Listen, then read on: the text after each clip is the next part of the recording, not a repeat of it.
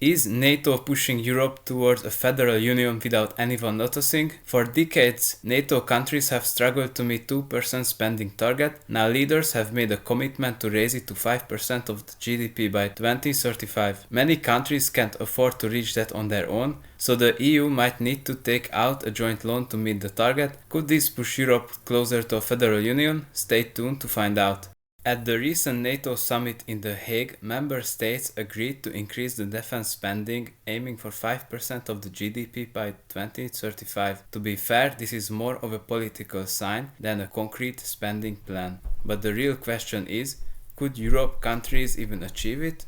Right now, only a handful of countries like Poland, Estonia, Latvia, and Greece are anywhere close. Most others are far below. For them, reaching 5% would mean doubling or even tripling their budgets. On top of that, some countries like Greece, Italy, France, Belgium are already carrying huge debt with levels well over 100% of their GDP. For these governments, such an increase seems nearly impossible. As a result, many may simply try to skip the target, unless there is another option. If this is indeed a serious commitment, the only realistic path might be a joint European loan, one that could secure a better interest rates than individual countries could get on their own. But the question remains, would all member states agree? Historically, the most conservative spenders are the frugal four: Austria, Denmark, Sweden, and the Netherlands. They are the ones who pushed the cap of the maximum contribution to the EU at 1% of the gross national income. Let's look at them one by one. Denmark.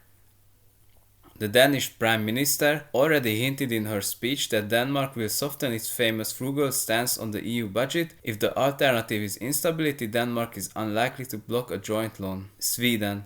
Sweden joined NATO after Russia's invasion of Ukraine and has become more aligned with EU defense efforts. Though it is still a conservative spender, Stockholm now appears more open to collective solutions. Austria. Austria's cautious approach to EU spending is well known, but position in Central Europe exposes it to both migration pressures and the consequences of war. For Vienna, refusing collective action could be more costly than participating. Netherlands.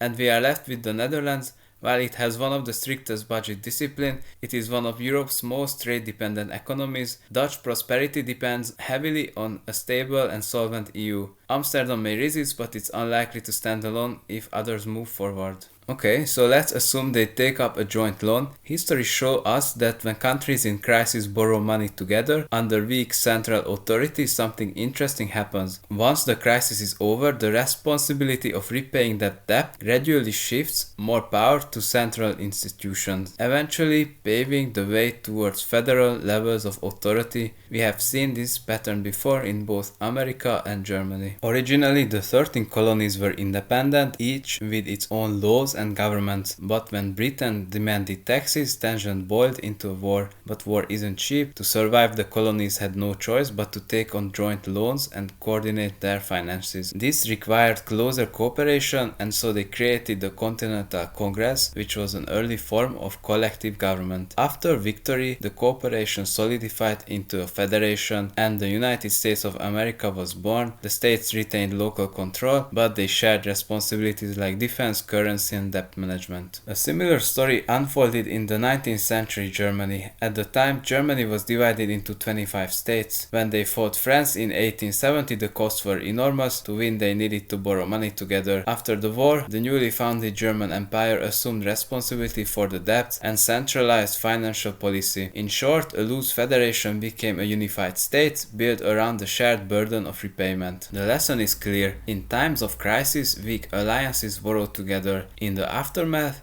the shared debt gives the central authority more power, especially over taxation. And this has historically laid the groundwork for stronger unions. Now, this doesn't mean that the EU is destined to become a federal state or that it will necessarily take up a joint loan. But if it does, history does suggest that joint borrowing tends to push countries closer together politically. And to some extent, that always has been the EU's trajectory. Every crisis from the Eurozone crash to the pandemic has led to deeper cooperation. With new challenges at Europe's doorstep, the choice may be between struggle or banding together to survive. So what do you think? Could joint defense loans be the first real step towards a federal Europe, or just another temporary measure? Let me know in the comments.